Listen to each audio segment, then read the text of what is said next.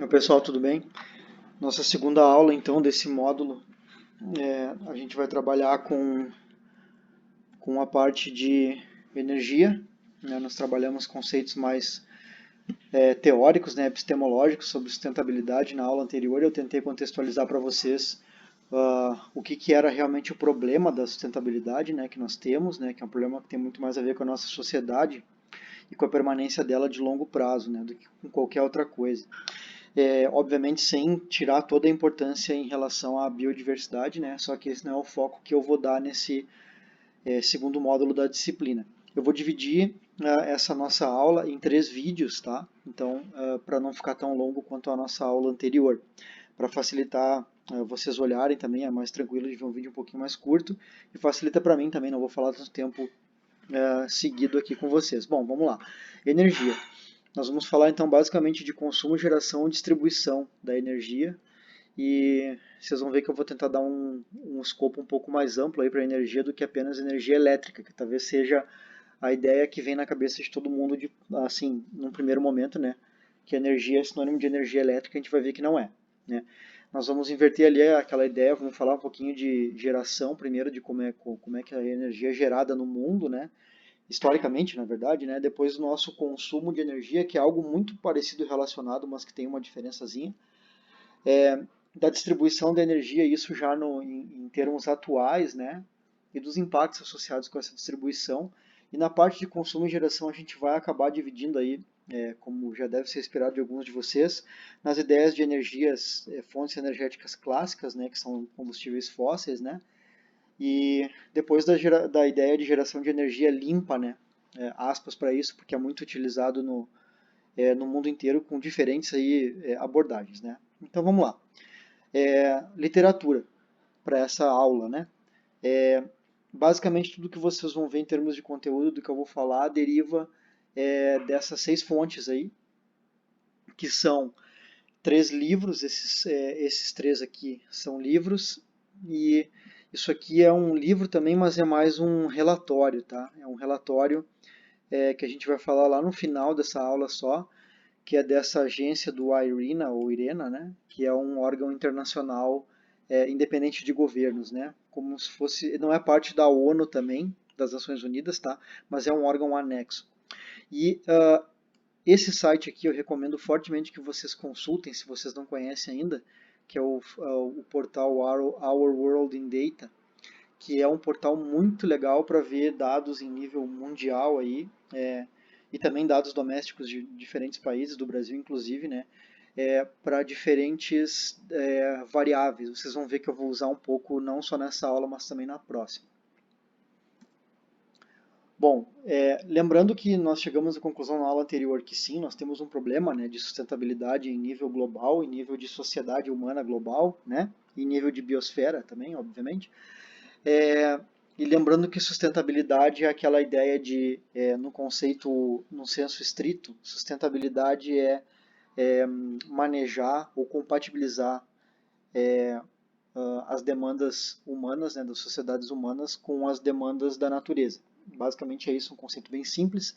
E a gente adicionou na aula anterior uma ideia de temporalidade nesse conceito, que tem toda aquela questão de permanência a longo prazo das sociedades e, obviamente, dos recursos, ou seja, da natureza também.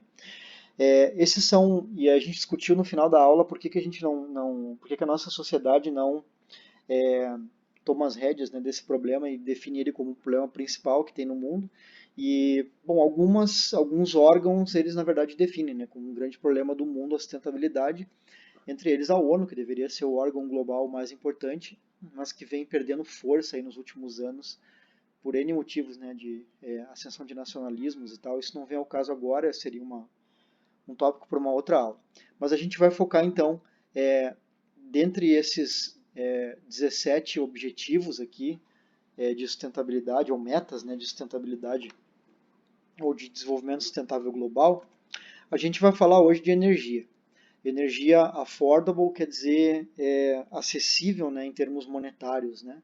E limpa em termos de geração de resíduo. Basicamente é isso, mas a gente vai ver que é um pouco mais complexo que isso.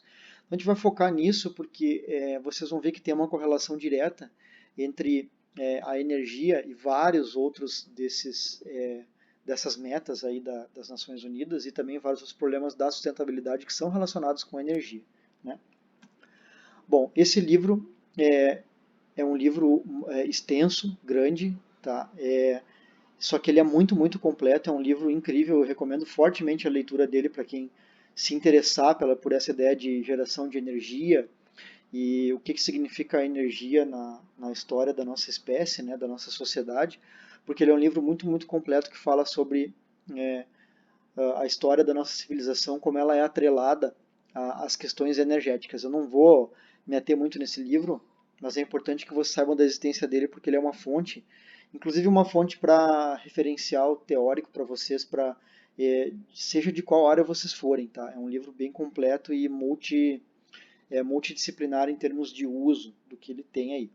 Ele passa desde a ideia de conceitos de energia, que eu não vou entrar aqui porque não vem ao caso, né? Diferença de energia, potencial energético, várias coisas, enfim, não importa agora para nós isso, mas ele vai desde a descrição de isso aqui já é bem assim avançado no livro, tá? Porque é quando a gente começou a utilizar a energia de animais, né, para o nosso consumo de bens e para produzir bens diferentes manufaturados e tal, que eram só manufaturados antes, né? Pela força humana. Então nós alocamos a força de animais, né, para substituição da força humana. Vocês verem como o livro é complexo, assim, ele fala da geração de energia desde o início da utilização de energia de tração animal, né, passando por, enfim, questões lá do século XVII ainda, quando começou a ideia de uso irrestrito ou maior de carvão. Se vocês lembrarem da aula anterior, eu comentei com vocês que o conceito de sustentabilidade nasceu ali pelo século XVIII, um pouquinho antes, dependendo da datação que a gente segue ali, numa região que é hoje em dia a Alemanha, que é a Saxônia.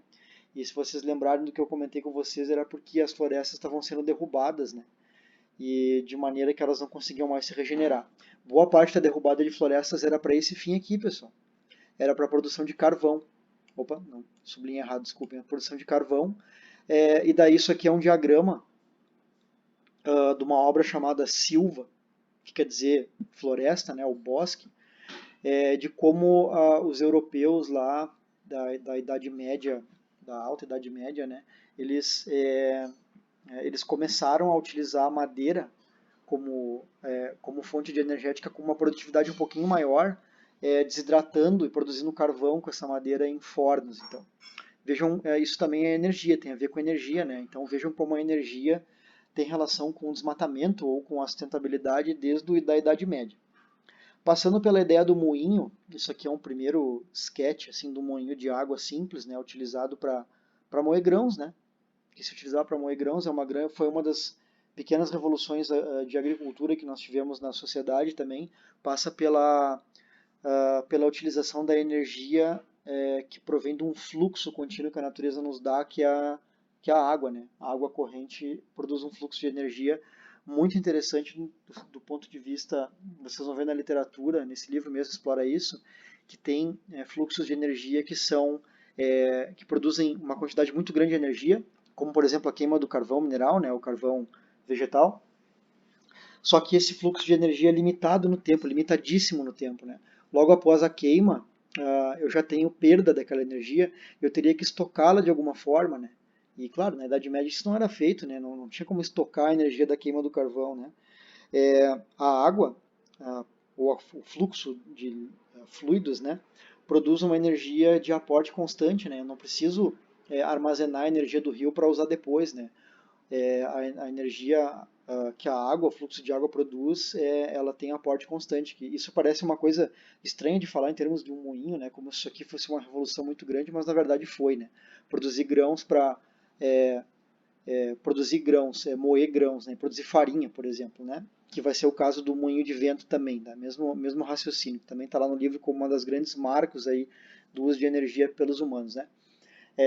Utilizar a energia de tração humana apenas, a força humana, para gerar farinha para produzir pão, parece uma coisa trivial, tem uma diferença brutal na geração desse produto com uma atração, com energia produzida pela água ou pelo vento, tanto que as sociedades cresceram muito, muito, muito, em termos numéricos mesmo, né, de pessoas com um aporte de mais energia, né, porque a gente está pensando aqui em energia, transferência de energia da água ou do vento para produção de alimentos, mas a gente tem que imaginar que a nossa população ela só cresce com um aporte de energia maior do que o gasto, né?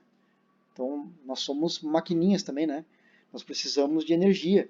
E daí, se a gente pegar o quanto que a maceração com força humana de grãos para produzir farinha sustenta em termos populacionais na Europa, pré-Idade Média, em comparação com o que foi produzido depois, né, com a ideia de quando o homem conseguiu transferir essa energia eólica, nesse caso aqui, que está tão na moda hoje, né?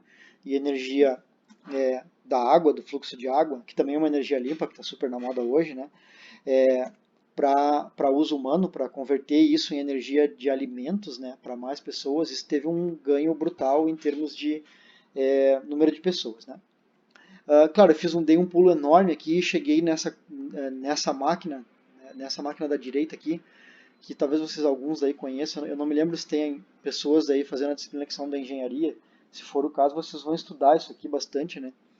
Que é a máquina do Watt, né?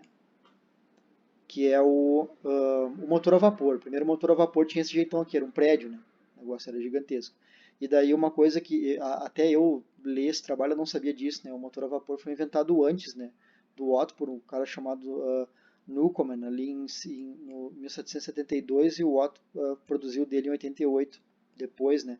Mas o dele era muito mais efetivo em termos de conversão, né? Da energia em trabalho. Mas enfim. Isso aqui é um marco, vocês vão ver daqui a pouquinho já a importância disso aqui.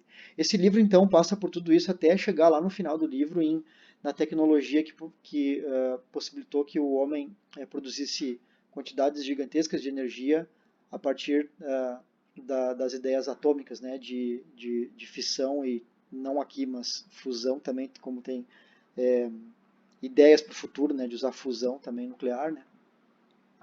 Passando pela energia eólica também e outras tantas energias, formas de obtenção de energia, né, ou de conversão de energia de outras fontes em energia para uso pelas sociedades humanas. Então é um livro muito legal que fala desse uso aí e tem alguns gráficos muito interessantes que nos mostram a evolução ao longo do tempo aqui, 2000 a.C., né, no Egito, até os anos 50 na Europa. Vejam a diferença. Isso daqui, esse gráfico até 100% lá, é um gráfico stack daí, né? A soma das porcentagens é 100%. Vejam que isso aqui é quanto que prime mover aqui é o quanto que a gente usava para movimentação para obter trabalho em termos físicos, tá? Vejam que do Egito Antigo até o século XIX, mais de 60% da força que a gente tinha nas nossas mãos, né, para obter trabalho ou para produzir coisas, né, eram as nossas próprias mãos mesmo, né. Então vejam aqui, no século XIX na Europa, ainda mais de 60%, 70% do que se usava de força para produzir energia era a força humana mesmo, né. E daí vejam o salto que isso deu em direção ao século XX, né, onde a gente tem aqui, ó, o motor a vapor, né? O motor a vapor que é essa área achurada aqui, inclinada, né, oblíqua, que tomou conta de praticamente 50% aí da produção de trabalho, né? Leiam produção de trabalho, pessoal, aqui como qualquer coisa que é necessário, por exemplo, para mover um barco, né, para qualquer coisa, né? Ou para produzir recursos alimentares também, ou para mover pessoas, não importa, é a força motriz, né? Passou basicamente para motor a vapor. E daí vejam de novo, logo depois disso aqui, 50 anos depois, que historicamente é nada, né, a gente teve essa transição aqui, que o motor a vapor ele praticamente deixou de ser importante, a contribuição dele é menos de 5%, né, porque foi feito na Europa em termos de produção de trabalho nos anos 50, e passou a ser basicamente isso aqui, que é o motor de combustão interna. E daí a gente tem aqui, é importante falar, uma porcentagem enorme também para turbinas, né? Turbinas a vapor, que é um pouco diferente do motor a vapor. Mas vejam a importância do motor de combustão interna, que daí eu não botei aqui, mas também lá no livro trata da invenção desse aparato tecnológico e tal, né? Então vejam que a importância da força humana, ela decaiu aqui de forma exponencial, né? Ao longo da nossa história como sociedade. Nós deixamos de depender da nossa própria força e passamos a depender muito mais de produtos do nosso intelecto, né? Que é um maquinário para produzir energia. Isso é bem legal, né? Bem legal, eu gosto muito de história, sou biólogo, mas eu tenho história como um hobby, digamos assim. Então, do ponto de vista histórico, é bem interessante aí as mudanças todas que se seguiram ou que ocorreram de forma concomitante a essa mudança de produção de matriz energética aí.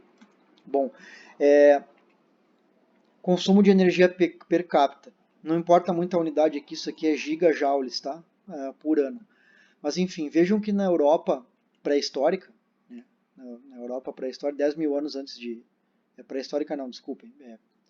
Pré-sociedades modernas, né? 10 mil anos antes de Cristo, nós tínhamos basicamente o consumo de energia muito baixo, obviamente, né, em comparação com o que a gente tem hoje, mas além disso, a gente tinha basicamente duas necessidades, né, que era comida, que é o preto aqui, que a comida, vejam, é igual, o nosso consumo energético aumentou, né, a gente sabe que aumentou muito, mas ele é bem parelho em toda a história da humanidade, porque em termos evolutivos não deu tempo de a gente mudar ainda em termos de demanda energética. A gente é a mesma coisa que um Homo sapiens lá da Europa há 10 mil anos atrás, em termos de demanda energética. Tá?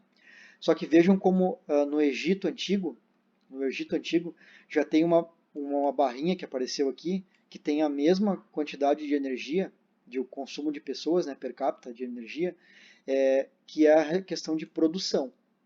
Produção de quê? Basicamente de alimentos, né, para alimentar aquele monte de gente lá. Então a gente começou a alocar muita energia para a produção. Né? E depois na China, na China antes de Cristo também, né, na China feudal, pré-feudal, nós tínhamos já uma porcentagem grande, vejam aqui, ó, que a partir daqui depois também na Europa medieval também tomou uma importância bem grande, que é a alocação de energia para transporte. Então vejam como a nossa sociedade mudou muito nos últimos milhares de anos aí. Isso evolutivamente não é nada, né? Lembra na aula anterior da questão da discussão de escala, né? Mas para nós é bem importante. E aqui vejam como vai aumentando, né? A questão da produção, aumenta muito a quantidade de energia do consumo energético para a produção. E depois daqui para frente, eu esqueci de falar da casa, né? A gente sempre teve desde o início esse cuidado, que é essa barrinha que existe aqui. Household aqui é basicamente a ideia de moradias, né? E além disso entra também a questão industrial, né? Industrial ou de qualquer serviço, né? Que envolve construções, né? Tá. O importante é que vocês vejam o tamanho que tem de alocação para transporte. Vejam que Estados Unidos anos 2000, né? A gente aloca tanto recurso energético, ou usa per capita, tanto recurso energético em termos de transporte, quanto a gente usa para produzir e mais do que a gente usa para nossa casa, né? Então é bem relevante essa questão do transporte. Vejam a importância que tem do transporte em termos energéticos. Bom, e finalmente a última ideia histórica para mostrar para vocês aqui é que desde lá do ano 1000 antes de Cristo até quase o presente, a grande fonte por percentual de energia que nós usamos para gerar energia é madeira. Então olhem que coisa maluca isso aqui. Então nós queimamos madeira para gerar energia, ou melhor, para usar, né, a energia liberada pela queima, né, pela combustão da madeira. Isso é uma coisa incrível, isso explica muito o que a gente vai ver daqui a pouquinho em termos ambientais também. O carvão é importante também, há muito tempo, e ele cresceu muito até ali meados do século XIX. Depois decaiu bastante, e a gente tem hoje, no mundo moderno, os hidrocarbonetos, queima de hidrocarbonetos, né? E vejam aqui o carvão mineral, né? O carvão beneficiado aqui, como tem um aumento brutal ali com o que coincide com a Revolução Industrial, né? E tal, que a gente vai ver também. Bom, isso aqui então é uma ideia de produção de carvão na Inglaterra, ou no Reino Unido, né?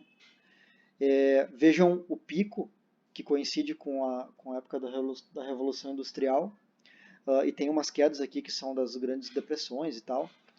Depois aqui de guerras também, né? Grande Depressão, queda na Segunda Guerra, Primeira e Segunda Guerra Mundial e tal. E a gente tem uma perspectiva de que hoje a produção de carvão é muito, muito baixa. Então, é uma tendência clara, né, de queda do uso desse combustível fóssil na geração de energia. Isso aqui a ideia são dados britânicos, pessoal. Eu vou mostrar para vocês em vários momentos dados britânicos e americanos e europeus em geral, porque são as séries de dados maiores que tem no mundo hoje, né? Então, dados, por exemplo, do Brasil são muito limitados em termos temporais, né? Daí a gente não consegue extrair muito bem tendências sobre isso. Bom, o resultado, basicamente, do nosso uso em termos de matriz energética até hoje, a gente já sabe, a gente já falou sobre isso, vocês viram com o professor Bic isso aqui um pouco já. A ideia é que a concentração de carbono, né, de gás carbônico atmosférico, né, em partes por milhão, que é a unidade de medida para a atmosfera disso, permaneceu relativamente constante aqui, de 10 mil anos para cá até perto do presente, e daí a gente tem esse ponto de inflexão aqui. Esse ponto onde tem esse pico aqui absurdo para cima, né? E se a gente pega nos últimos 1000 anos, a gente vê que esse pico ocorreu mais ou menos aqui, né? O ponto da inflexão, depois do século XIX.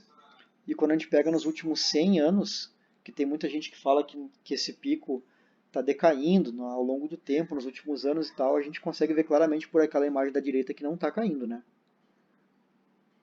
A concentração de gás carbônico só cresce, né? Só cresce.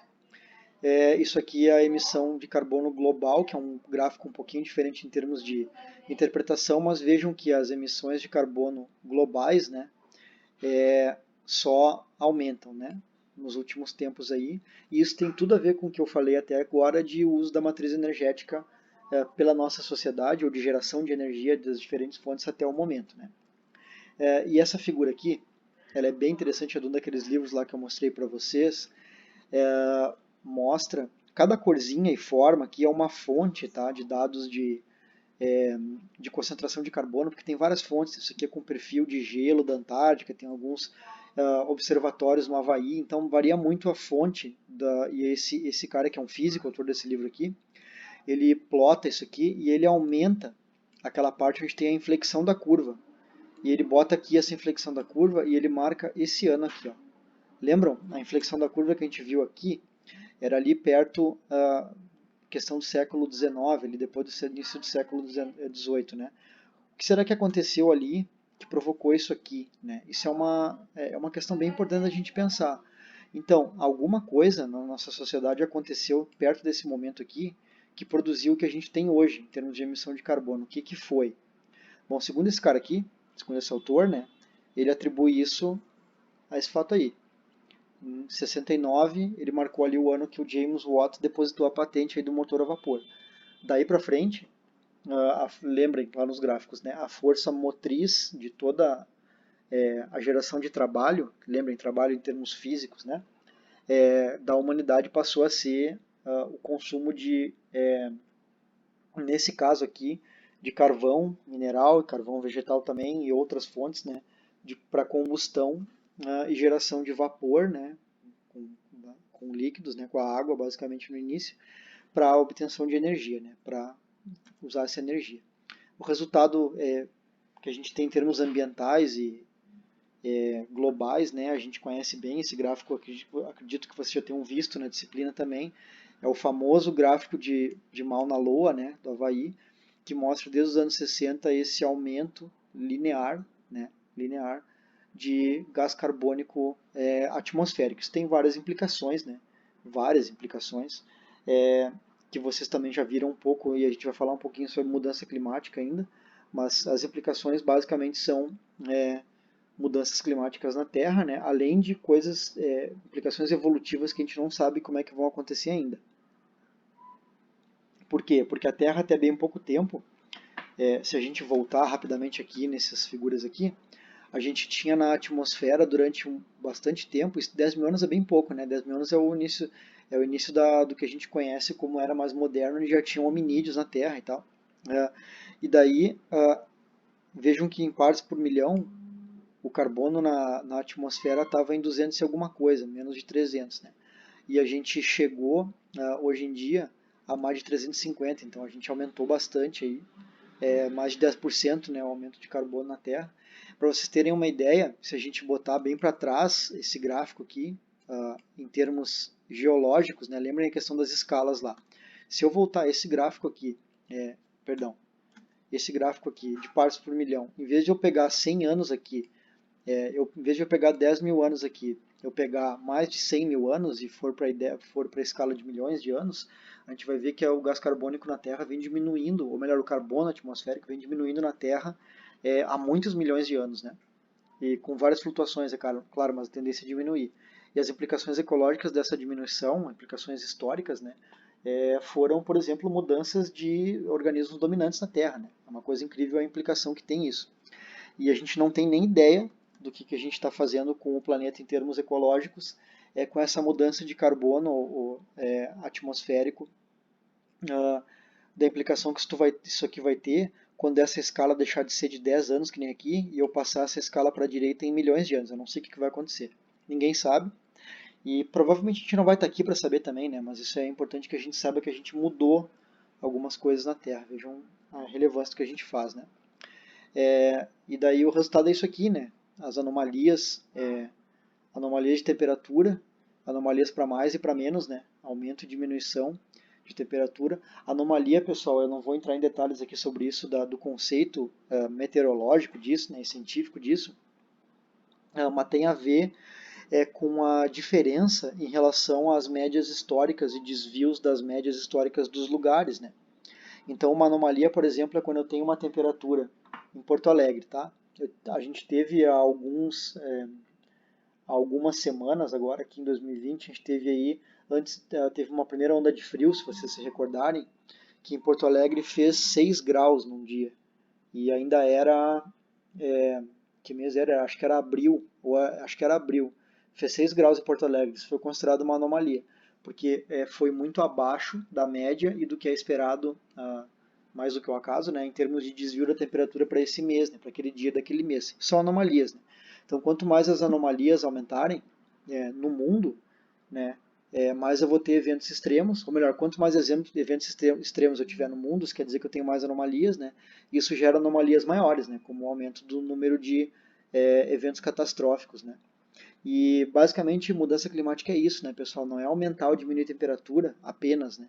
É a questão das anomalias. É importante também que vocês tenham esse entendimento.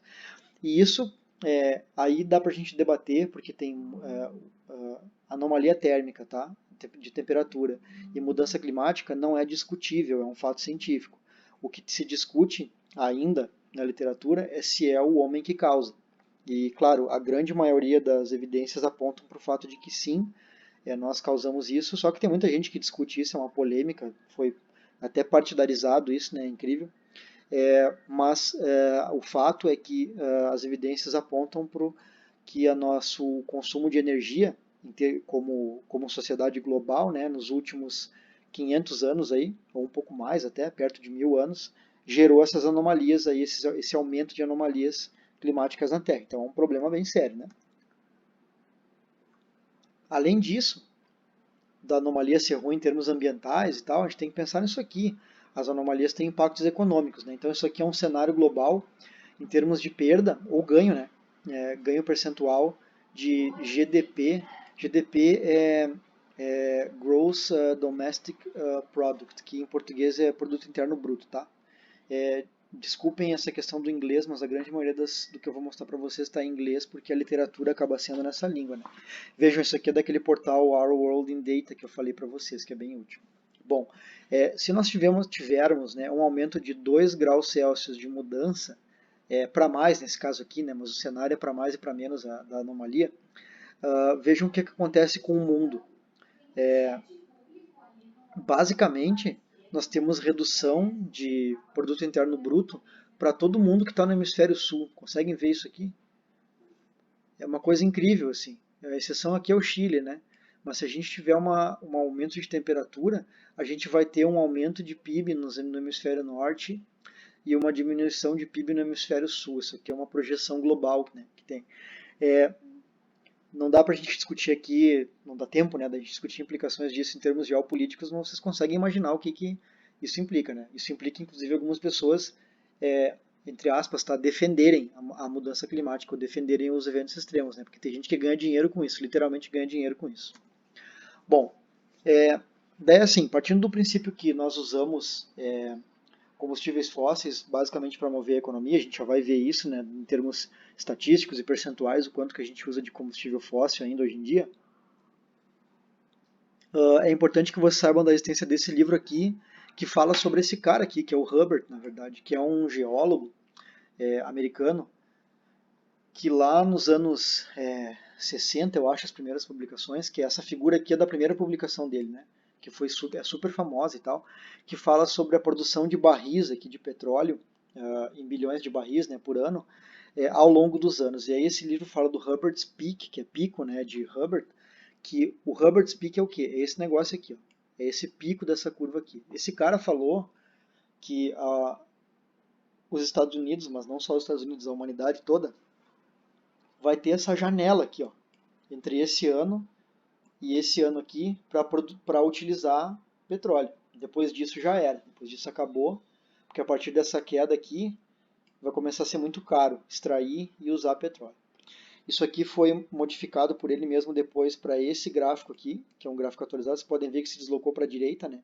Que a gente teria o pico mais perto aqui dos anos 2000 e tal.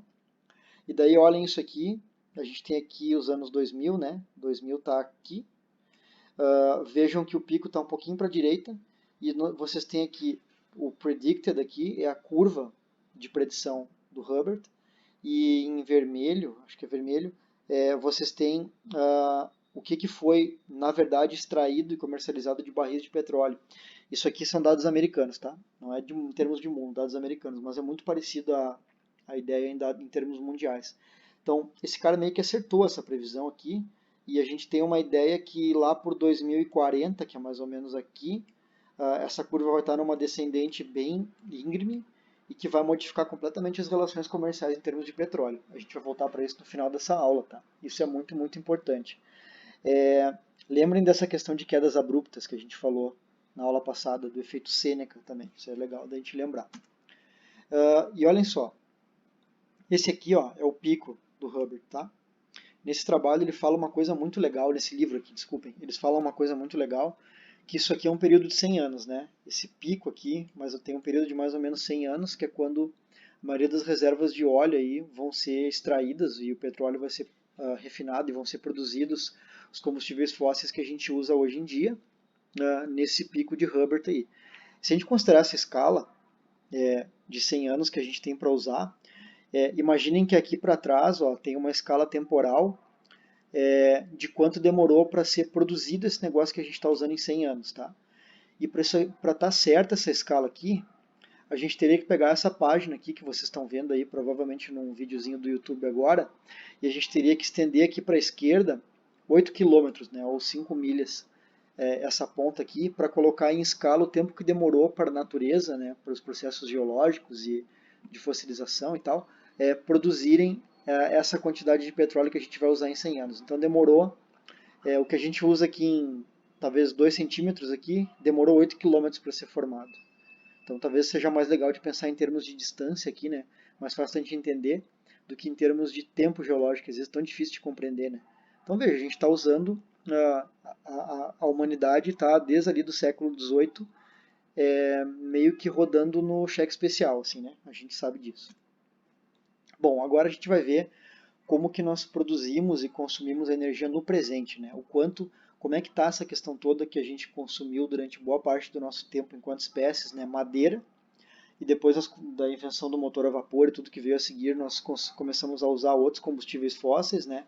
Começamos a extrair petróleo e usar óleo e derivados, né? Para nossa energia, e hoje em dia a gente sabe que tem várias energias chamadas limpas, né? Então a gente vai ver agora como que a gente produz e consome energia no presente. Daí vai ter a ver com distribuição de energia também. E a gente vai fazer uma pausa agora e a gente vai ver isso na segunda parte dessa aula aí, pessoal.